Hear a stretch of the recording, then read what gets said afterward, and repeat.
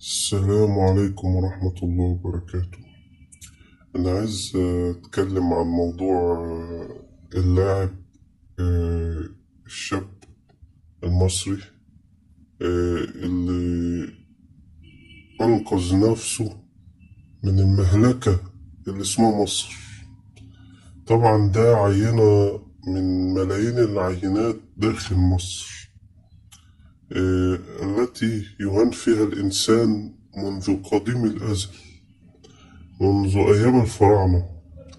يعني أنا في اعتقادي إن في لعنة على مصر من أيام سيدنا موسى عليه السلام لما حاول فرعون يقتله، فاللعنة دي مش عايزة تروح من علينا بيني.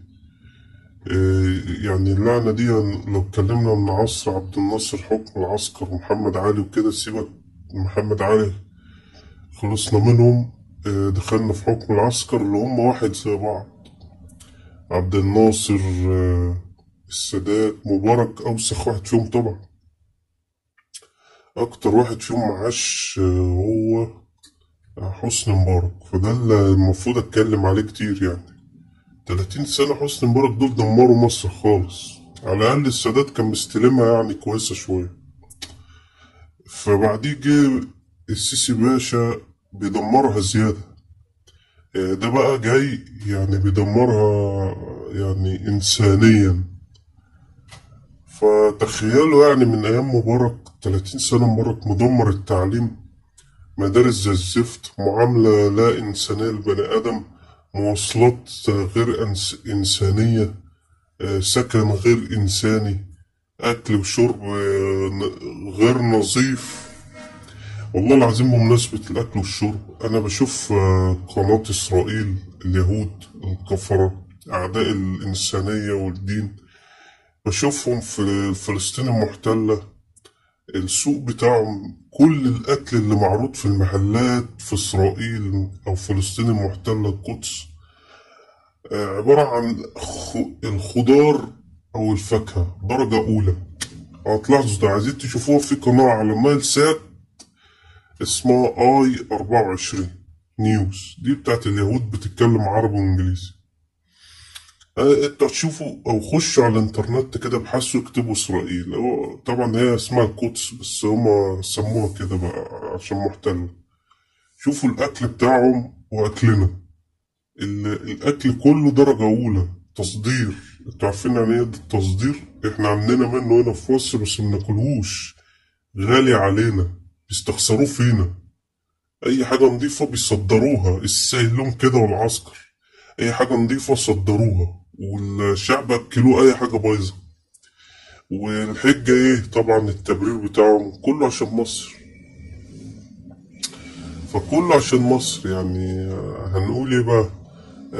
نعيا وناكل اكل معفن، في كيماويات، امراض تجيلنا، ما نتعالجش، مفيش صحة، مفيش تعليم، مفيش احساس يعني بالعمال اللي بيقعدوا من الشغل، مفيش حد بيصرف عليهم، عايشين شحاتة، مفيش اهتمام بالطب النفسي للبني آدم. الناس بقت مصابة بالأمراض النفسية والعقلية في مصر أكتر من البدنية اللي هي الجسمانية، وهي ليها علاقة بالجسم برضه، كان المخ حتة من جسم بني آدم، والأعصاب دي برضه قطعة يعني حاجة ملموسة. فالبني آدم ليه حق في مصر يتجنن، يقوده إلى الجنون من العيشة الصعبة. طبعا كلامي ده لا ينطبق على الطبقة اللي جلدها تخين أو شبه الخنازير، اللي هم الأغنياء قوي، اللي هم ليل نهار شكر وحبيبتي يا مصر وأغاني وطنية. طبعا الطبقة دي منهم الطبقة الفاسدة التانية، اللي هي طبقة الفنانين، اللي هم الممثلين والمغنيين، أفسد ناس في مصر، اللي هم وسخوا سمعة مصر، ووسخوا صورة المصري، ووسخوا ثقافة المصري، ووسخوا التعليم، وحاربوا الدين، دين الدولة الإسلام، وكل ما هو شريف. حتى لو مفيش إسلام في حاجات يعني مبادئ إنسانية الناس ماشية عليها بره، اللي هم غير مسلمين هم دمروها، هم بيحاربوها، اللي هم مين؟ الفنانين، اللي هم المغنيين والممثلين. يعني من فترة كل فترة طلع لنا فضيحة واحدة، إيشي واحدة زانية خلفت عيال من الحرام وطالعة فرحانة، كل شوية العيال عايزة أبوهم يعترف بيهم، فضايح عادي، وكملة مسيرتها والناس بتتفرج عليها هي وجوزها، قصدي مش جوزها.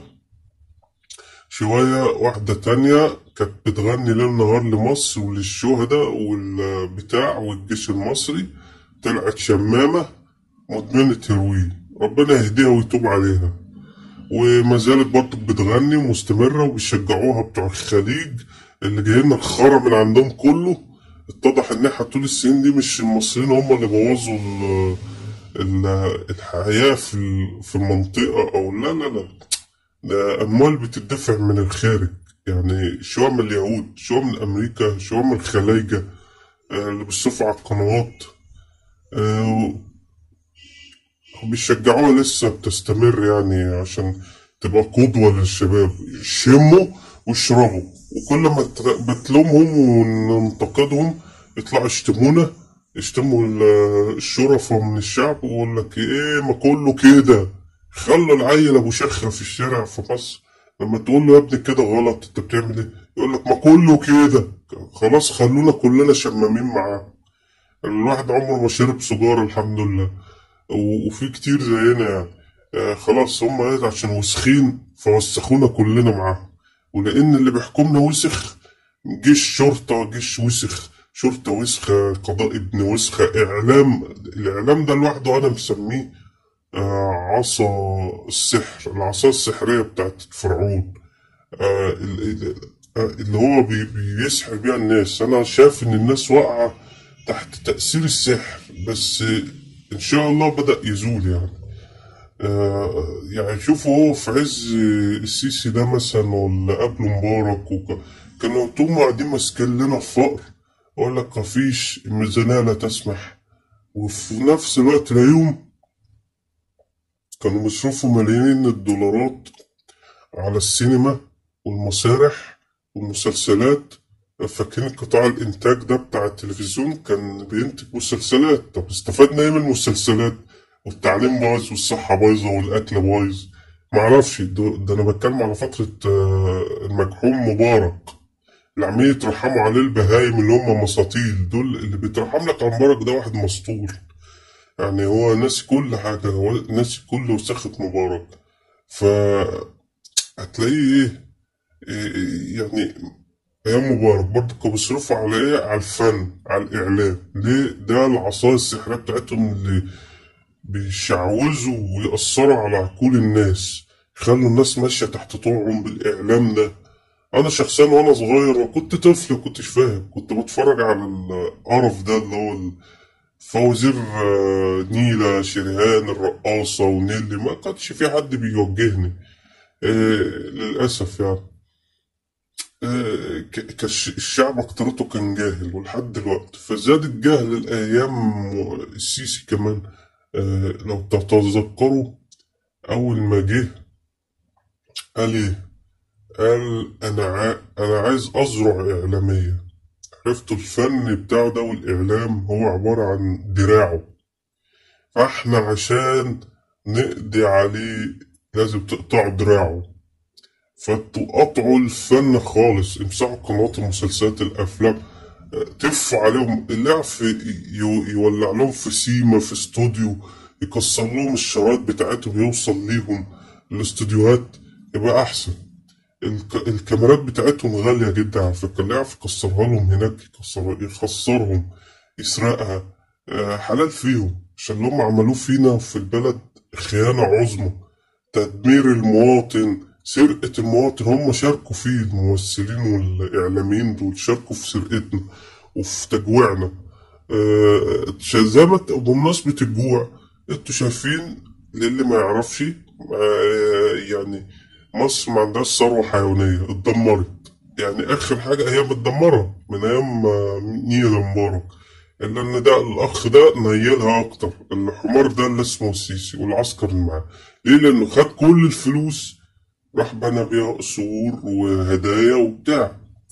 بمناسبة الهدايا، والقصور والفشخرة الفارغة. إيه هو دلوقتي عمل ايه؟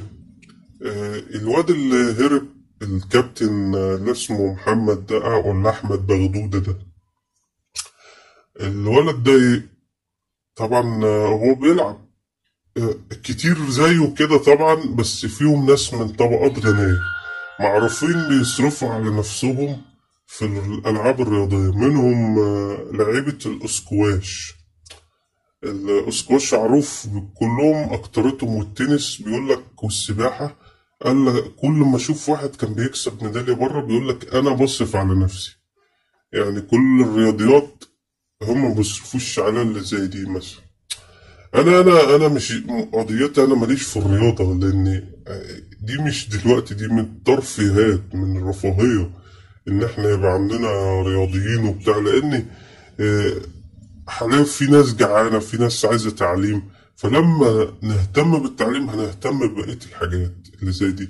بس لومي برضك هنا في النقطه زي دي، ان هما ايه عملوا. آه يعني ايه، بنت السيسي كانت لابسه عقد بملايين، والعربات الهدايا اللي بتجيلهم من بره واللي خدوها من الكفره بتوع الخليج ومن امريكا ومن اليهود. بعد كل ده يروح يحاسبوا عيل واخد كل اللي واخده بكافأة 16,000. يقولوا له هناخد منك 14,000 ضريبة. ليه؟ هو شغال رقاصة؟ يعني هل هو كل يوم بياخد ميدالية، ولا هو كل يوم بياخدها ذهبية؟ طب يعني هو 15,000 ولا 16,000 دول بما يجيبوا ايه الأيام دي في مصر؟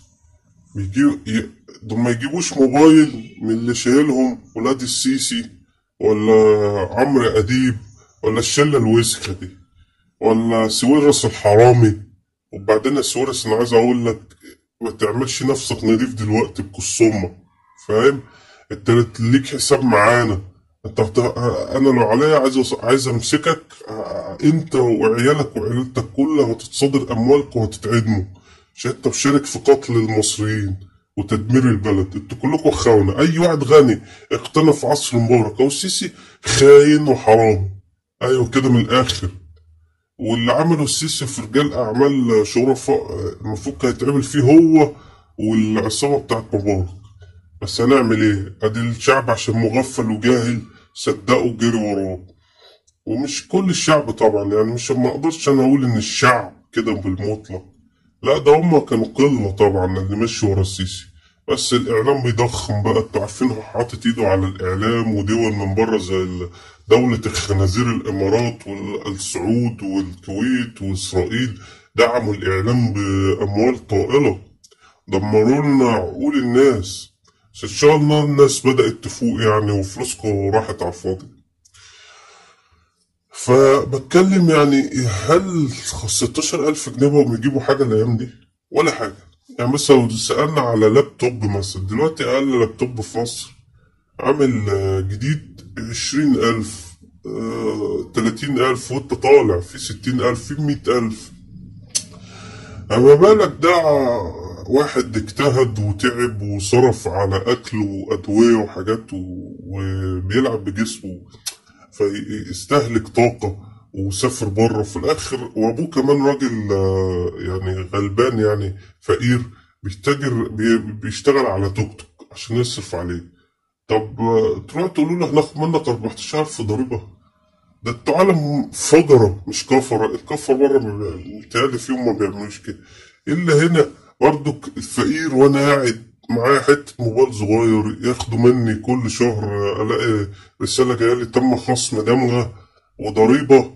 أروح أشتري سندوتش ألاقي كاتب لي عليه ضريبة، وأنا أصلا ما بشتريش كل يوم يعني. ياخد من الفقير ضريبة، والأغنياء عمالين يزيدوا غنى. وعمال يزود في الفوايد. واللي عايز ياخد كارد يقول له هات فوايد، وهو فقير اصلا اللي جاي ياخد كارد. فانا حبيت اوضح يعني، انور عقول الناس. يا رب في الفيديو ده يوصل للناس. مفيش تفاعل عندي على القناة طبعا، لان البشوات مش فاضيين لحماية الشعب. لا بيحموا الباشا وإسرائيل، ففاضيين بس للتبليغ في القنوات لمحاربة الرأي الحر اللي زي خدت بلاغات كتيرة من سنين على القناة دي، موقفين لي انتشار القناة، موقفين لي الإعلانات. فمفيش إعجابات عندي كتير، حتى فيديوهات بعتقد بتوصل للناس والناس قرفانة مش عايزة تديني إعجاب وعاملة نفسها مش شايفة. حسبنا الله ونعم الوكيل فيكو وفي السيسي وفي اللي بيدعموا واللي دعموا، ويا رب البلد تنضف منكو ومن وسختكو. حسبنا الله ونعم الوكيل، والسلام على من اتبع الوحودة. وأرجو تشاركوا الفيديو دوت على صفحاتكم مع بعض وتساعدونا على القناة تكبر شوية كمان. السلام عليكم ورحمة الله.